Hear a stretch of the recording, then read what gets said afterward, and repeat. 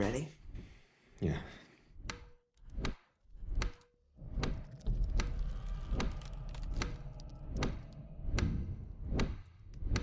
Hey, sweetie. Morning, guys. I would really like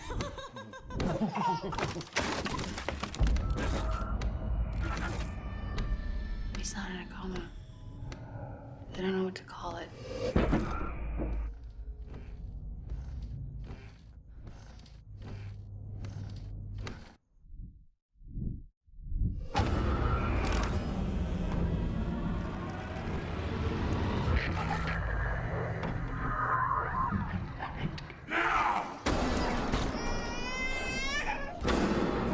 I went into Dalton's room. There was something in there with him.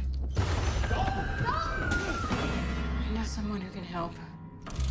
We took tri-field and EMF readings of the whole house. Wiring, alarm clocks. I don't think bad wiring is the problem here. I want to leave. I want to leave this house. What is it? It's not the house that's haunted. It's your son.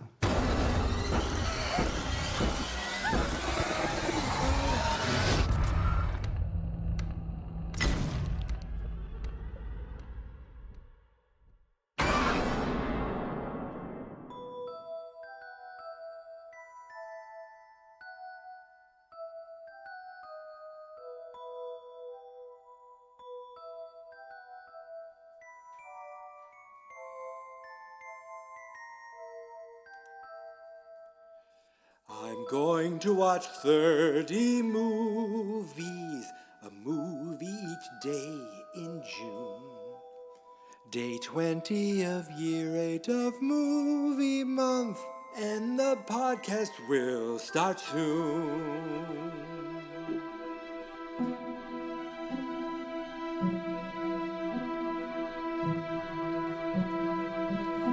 He's going to watch 30 movies, some good films and some lowbrow. Year 8 of fans, not experts, movie month, and the podcast starts right now. Year 8 of movie month, that much you already know. Year 8 of movie month, and now it's time for the show. Beelzebub, Asmodeus, Satanas, Lucifer.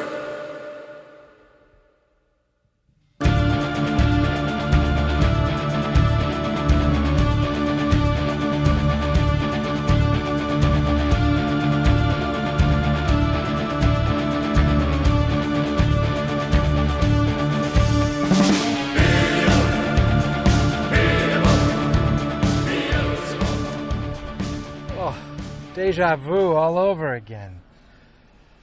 Guess what I'm doing? I'm backing out of my driveway. Guess where I'm going? For a walk with my dog. But today, the goal of Movie Month is to be 100% road rage free. No cuss words. No middle fingers being directed at me by some motorcycle jerk. I've gotten over it. I hope we've all kind of moved past it, and we just all wish horrible, horrible things to this guy. But that was yesterday. Yesterday was today's yesterday, which, again, that I was trying to say something really profound there, and what I just said was yesterday is today's yesterday. But that's always the case, isn't it? We're not worried about yesterday. We're worried about tomorrow's yesterday. Which is today. And today, for day 20 of Movie Month, I went back 11 years to an old friend named Patrick Wilson in a scary movie. How original. I like the idea of these little series of movies, whether they're good, great, okay, marginal. If there's something there to bring me in to watch the other movies, I'm game. And so I went back to 2010 to see Rose Byrne and Patrick Wilson in Insidious. I didn't know much about this movie except for the poster, and the way the poster made it look, it was like this little possessed kid, this little demon kid. And that really wasn't the case at all. Pretty much. It was like that's what could have been, but it was not. Now, I'm not here alone today, actually. I brought with me a very special friend. Say hello, Sprite Zero. Oh, good. How are you doing today? Ooh, you are as delicious as you say you are. So I'm actually heading to the next town over, Haverhill, Massachusetts, to go to a little place called Winnie Kinney Castle. It's a castle, but it's not like a big castle where like you'd see knights. I think they have like functions there, weddings and whatnot. It's at the top of this giant hill, but down below there's like this water area that you can, with walking paths. It is delightful, and there's shade. We need shade because it's in the 80s today, and I don't want my dog to get too hot. But I got to get her out walking. So I thought I'd take the time now to talk about this movie. So it stars Patrick Wilson and Rose Byrne, and I was like, I don't know how I feel about this. I feel like Patrick Wilson is kind of like cheating on Vera Farmiga, and I don't like him being betrothed to another woman, another actress. Even though this came first, what I do like is that it's not the same world, but it is, or the same universe, but it is the same creatives. We got James Wan again, director of The Conjuring, the first two Conjurings, producer of all of them. We have Lee Wennell, I believe I'm saying his name right. He wrote this, I believe. He's in it. He's one of like the assistants. He's the one writing down everything and drawing everything. He co-wrote Saw with James Wan, and he was in that too. And I believe he directs either the third one or the fourth one or something. But what I found interesting is there are four. They go from 2010 to 2018. And then, apparently, there's a fifth one in development with Patrick Wilson attached to direct. I mean, come on. It's like this series was made for me. It was made for me. So we got the James Wan, Lee Wennell, and they know how to do these small budget, basic scares, these movies where I looked it up. This movie cost like $1 million, and it made like $50 million. Like these movies, besides the big budget superhero movies, these movies make a ton of money because people like to see scary movies. They found this niche of making these scary movies. Remember, like at one point, everything tried to be Scream, and everyone tried to be like Kevin Smith writing clever characters, being clever, too clever for the room, and Kevin Williamson, right? He wrote the Scream movies, and so there was a kind of a bunch of those movies. That went away, and we brought back these nice, we had the slasher movies, we had the smart kid movies. Now I like these kind of a little more just haunted, scary demon movies, you want to call them. It's not like Conjuring as far as like there's been a possession and we need to figure out how to get people out of this possession. But it's not unlike that either. It's very kind of reminiscent. You see, they did this first, and then I think maybe they read about the Warrens and thought, we could do something with this, and let's get that Patrick Wilson fella back. He's not, he did Watchmen and this, and I don't think he's busy right now. And apparently Patrick Wilson, he's the king of horror now. I mean, he's in two series that I am now a fan of. Yes, I have to say I walked away a fan of this. I will eventually see all the Insidious movies. Will I be watching all of them in my final 10 movies coming up? Will I be watching the last 3? Will 3 of my final movies be... Excuse me, I just wanted to put my blinker on. Will 3 of my final movies all be Insidious movies? The answer is no. Will none of them be Insidious movies? The answer is also no.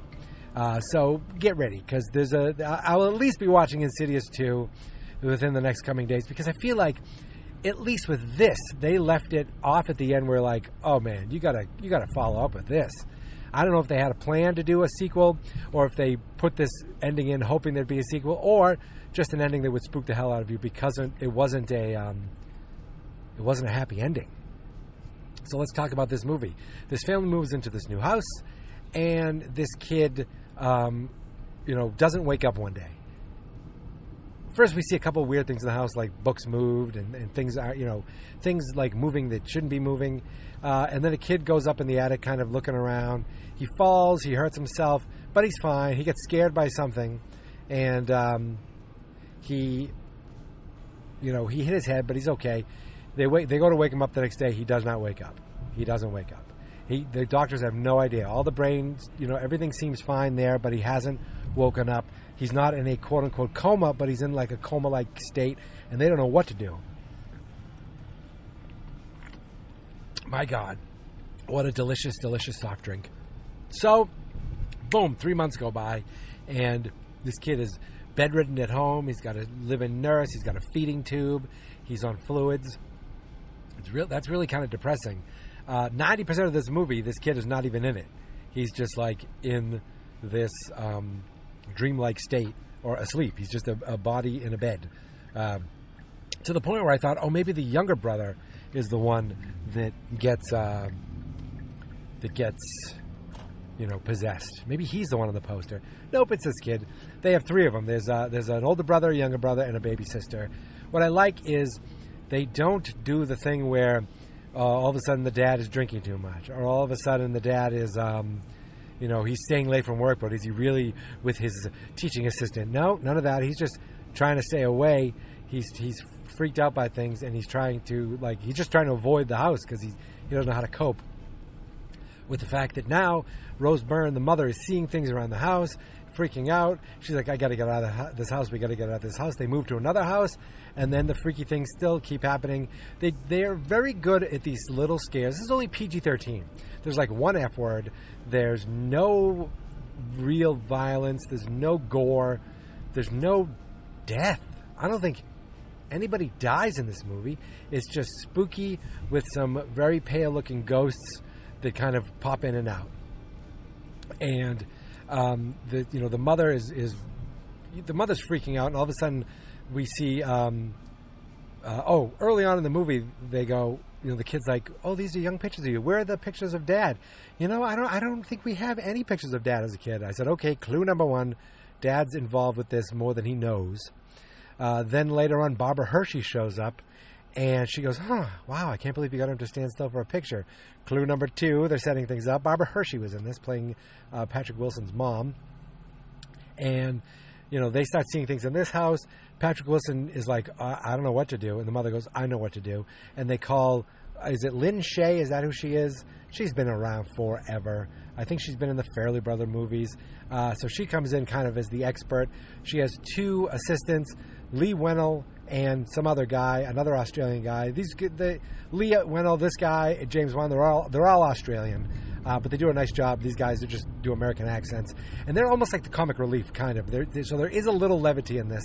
Kind of, these guys are like have this internal like combatantness, like a friendly rivalry between them. Like which one's better, which one's more important. One guy he's like, I make all these gadgets myself. He's like, well, really? The other guy's like, really? It's just a toy. Like he uses a viewfinder with colored filters to kind of look at the different light spectrums to see things. And you knew that was going to lead to a nice little scare. He's got all these cameras set up for like taking photos when there's electromagnet differences or whatever the hell it is. But they work for Lynn Shay. I hope I'm saying her name right, Lynn Shane or Liz Shay. She comes in because Barbara Hershey, Patrick Wilson's like, I don't believe this stuff. This is silly. You're scared. You're trying to take advantage of her. You want to get out of this house. And they leave. And then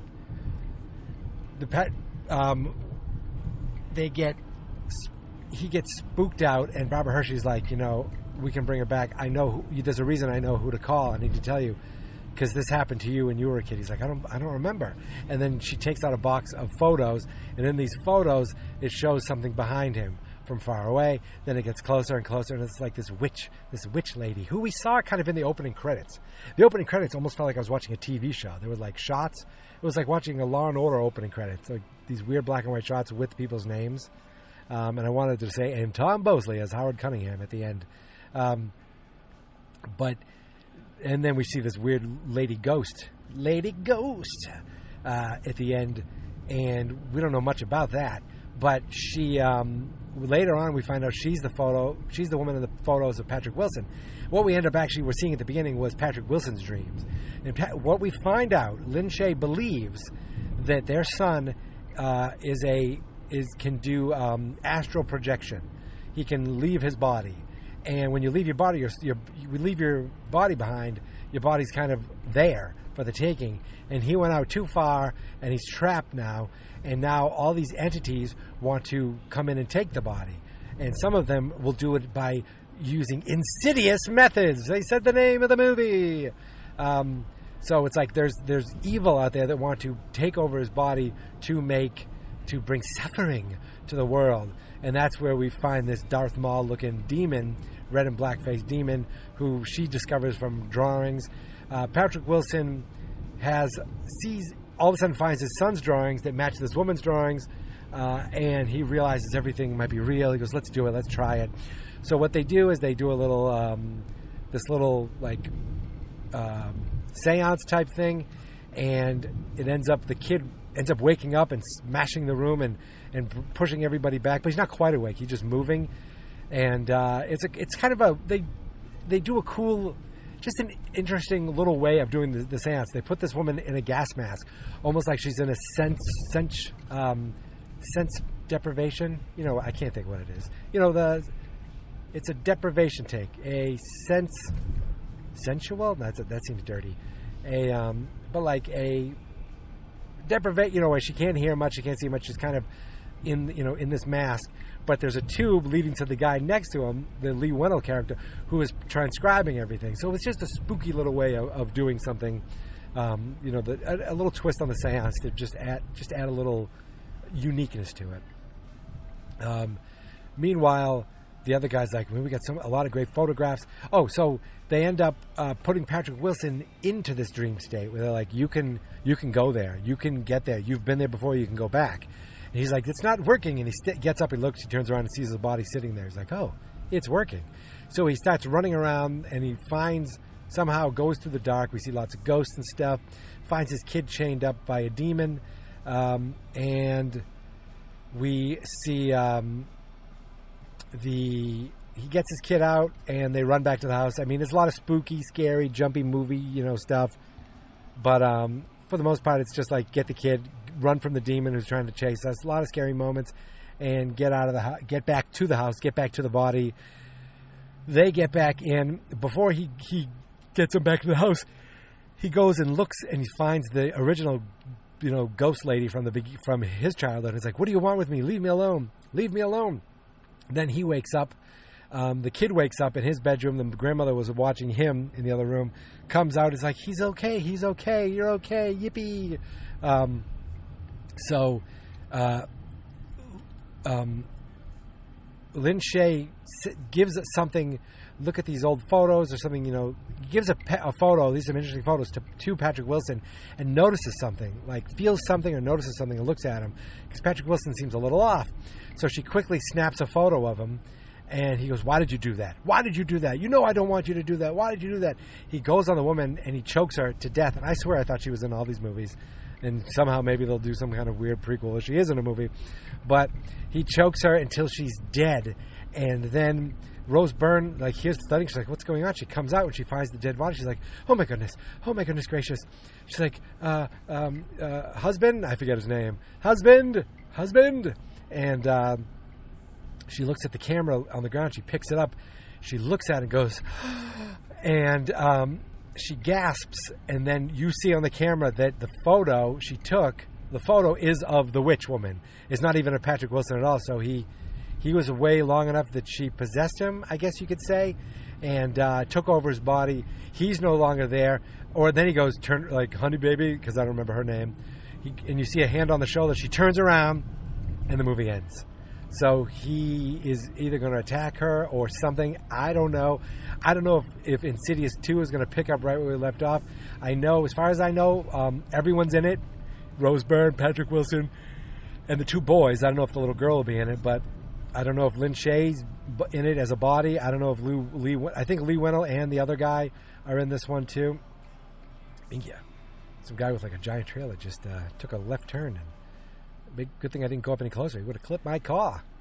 And that's the movie. That's Insidious. Then it goes boom, Insidious. Then you go all the way to the credits, and at the end there's the ghost lady, and she like blows out a candle, and that's the end of the movie.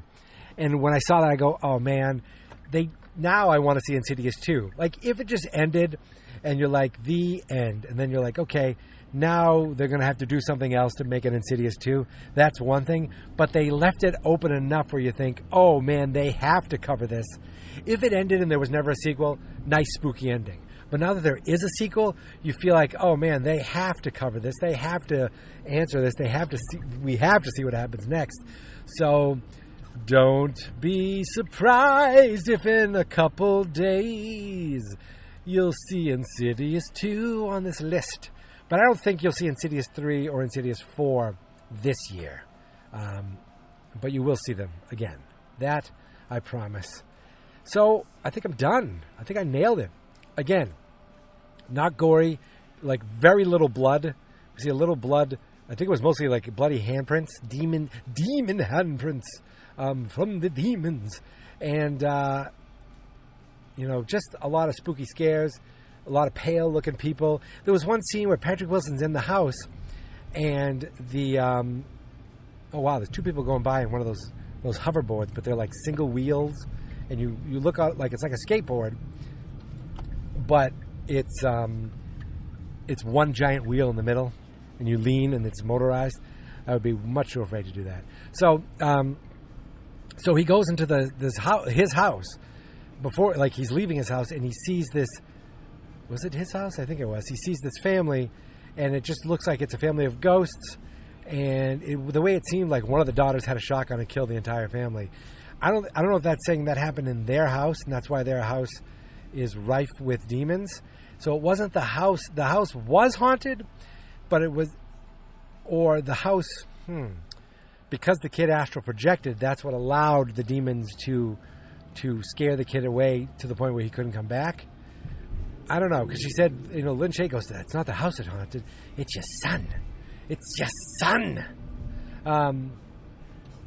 So I guess it's wherever they live. But did the house have anything to do with it? Or was this just happened to be, these are ghosts in this house, and just so you know, ghosts are everywhere. Most of these ghosts really don't do anything. They just kind of jump and look around and stare at you. But there are ghosts everywhere. I think that's what the message is, or at least what that point of the message is. And my goodness gracious, I think we did it. I think we covered it. I think we went full into Insidious. Get it? We went Insidious. That's just insane. And wouldn't you know it, just as I finish this, putting my blinker on, my directional. There's a lot of cars here. Oh no, maybe there's like a hot dog stand. Oh my goodness gracious. I have a hot dog in the back. She will be hot. That's why I brought extra water. Oh, there's plenty of parking. Plenty of parking. What was I thinking? So we're at the park. Public restrooms are available here. If you ever come to Winnie Castle, there are public restrooms available at this little clubhouse by the tennis courts. There's also a porta potty at the top of the hill by the castle. I like to park right by the tennis court just because there's a lot of dirt parking, and then this is paved. So I'm going to pull in here. I'm going to hit reverse. Did you notice what happened? I got all the way here, and there were no swears. No, I didn't cut anyone off, or if I did, I didn't notice. No one flicked me off. There were no motorcycle midlife crisis guys. And I'm not talking a guy, who drives a motorcycle. I'm talking a guy who's driving his little red crotch rocket motorcycle, standing up on it like he's, in that Ice Cube motorcycle movie. There is an Ice Cube motorcycle. Isn't it called Torque or something like that? I don't know. Or is that Bill Bellamy? I don't know. Isn't it the guy? No, Bill Bellamy was in a show with the guy from Torque. That's what I think I'm doing. Ice Cubes. And Bill Bellamy's not in a goddamn movie. What am I thinking? Anyway, my friends, I'm done talking. I'm almost done my Sprite Zero Sugar. Today's episode is not brought to you by Sprite unless they want to tell me they want to send me more Sprite. Listen, if you're a Sprite executive and you happen to be listening to this podcast, your Zero Sugar Lemon Lime Sprite is delightful. I mean, listen to this. You want to send me a case? You can find me on Twitter and Instagram at Geek Mentality. The website is fansnotexperts.com. The air conditioner is really loud. The Facebook page is Fans.Experts. The tennis courts, no dogs allowed on the tennis courts. I'm about to go for a nice walk. There's a nice fountain in the middle of the water. This is a beautiful, beautiful park. This is my favorite park to bring my dog to. So I'm going to go do that right now. I'll talk to you later. I'll talk to you tomorrow, bright and early tomorrow. Because remember, I'm going to Connecticut tomorrow overnight. Coming back Tuesday. So I'm going to try to watch my movie early Monday, and then maybe even wake up Tuesday morning and watch my movie early Tuesday. I might not podcast about it till 10 o'clock at night, but I'm going to try to watch my movie early. And I may have already told you what it is. But tomorrow, we're going to go to a movie that I have to pay to rent, but I'm going to do it. I wanted to watch this one for a while. It looks like a funny movie, and I look forward to finally seeing it. But that's tomorrow. Today is Insidious, and today is done. Thank you, guys. See you tomorrow, and until then, here is my theme song! This is my podcast, I made it. Geek Mentality's what I named it. And I think you should listen and subscribe. 'Cause I'm kinda funny and awesome. I think that I'm worth your time, and I'm kinda handsome. My mom says, please listen and please subscribe. At least listen to this episode. Fans Not Experts.